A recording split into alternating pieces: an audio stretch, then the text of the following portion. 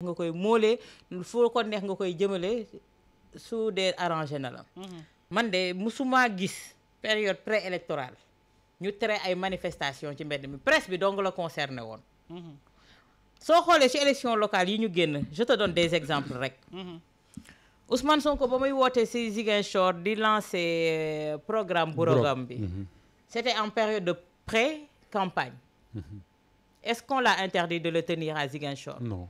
Président Macky Sall bi muy wàcc di dem ay Fouta ak yi ni mel ba coow la ñoom Fouta Tampi amoon période de pré-électorale la woon.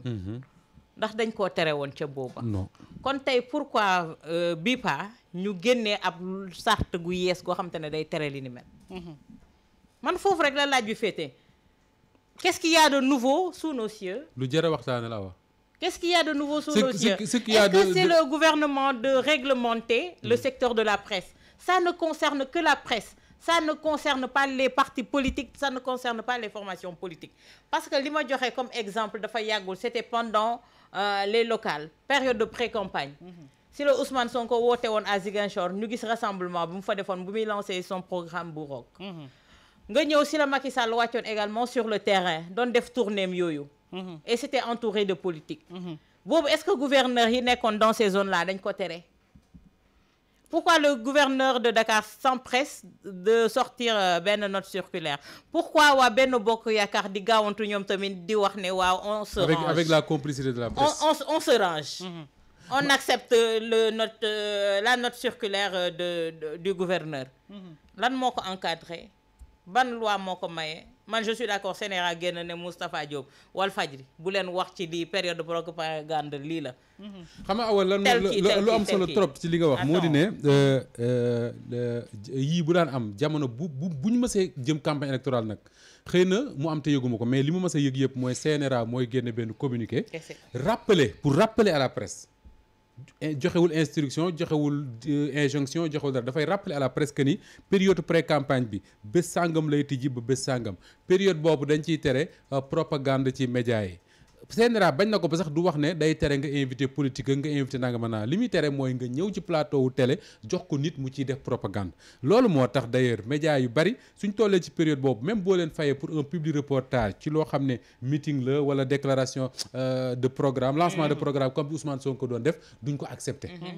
waaw mais mësuma dégg ñu ne dañuy tere parti politique ñu def seen i meeting ak ñu def seen i marche ak ñu def seen i rassemblement. mësuma ko dégg ci gouverneur Dakar bi laa ko mën a dinaa ko mës a dégg. beneen bi mooy cette loi là Pape.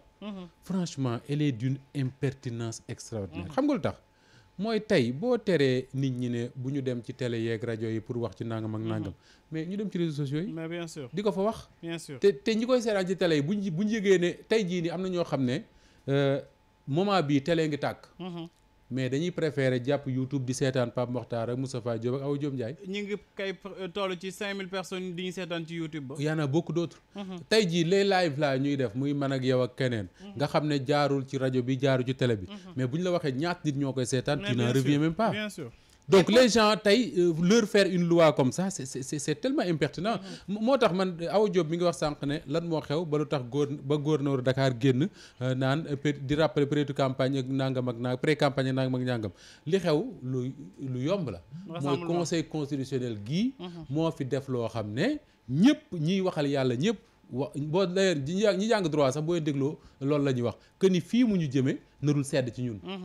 à partir de ce moment là nag wolof moo ne ku sombi sa sombi bu tàng yaa koy naan.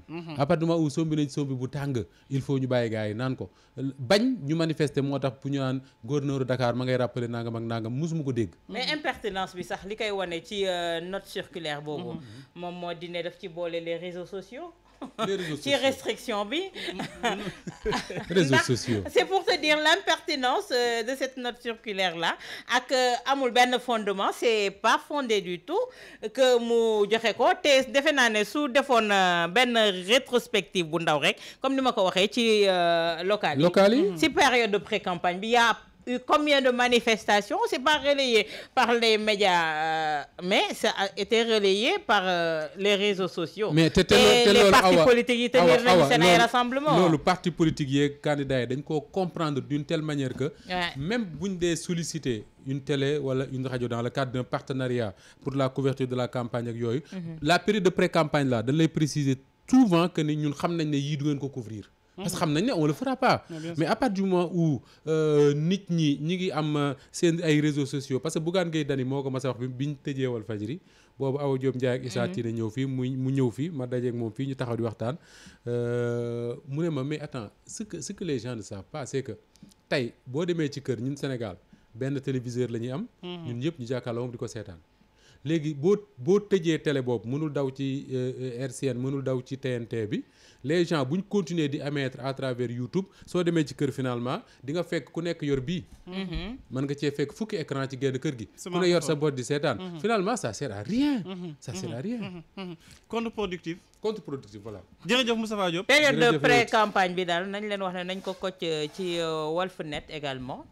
sur YouTube Facebook mën nañuy seetaan tout le temps à temps réel lépp lu xew ci biir dëkk bi concernant li ñuy tere ñun ci Walf TV ak Walf FM ñu wane ko Walfnet ma ngi koy wane ca wet ga merci beaucoup tant que ñu ngi koy mën moom foofu lu ñu def ñu tere ko fii ci keppaar gi waaw ñun nag man sax damay kii Pape alliance Pape amul benn alliance télé ñëw Awa Diop Ndiaye ak seen rajo boobu laa leen di bàyyee ñëw ci ñoom Fatou ak Rahim yi ni ci YouTube bi rek di wax rek Awa Diop jërëjëf merci Pamata parce que télé bi tam nga wax ci sa yaay woo la parce que maire yi télé bi la ñuy seetaan xool ñu YouTube bi waaw YouTube duñ ko da ngay wax lu la neex duñ la woo boo ëpp liberté de jërëjëf Moustapha jërëjëf Awa Diop jërëjëf sénégalais ñu doon suivre bu baax a baax ci page YouTube Walfadjri ñu ngi tolloon ci 5000 personnes duñ doon suivre en direct di nuyu aussi Jano Soso depuis États-Unis bëri na sénégalais yi nga xamante ni ñi ngi ci bitim réew am na sànq ñu ma doon envoyé message ñi ngi woon ci lu mu tudd lu mu wax sax ay métro dégg naa ko fi dégg naa fi yeneen ak yeneen ñoo xamante ni ñi ngi woon Moustapha 0039 ban réew la 0039 Italie la waaw kon Njàmbe bëgg fàllu mi Italie la ñuy woowee moom it ñu ngi koy nuyu waaw ñu ngi leen di nuyu bu baax a baax heure bi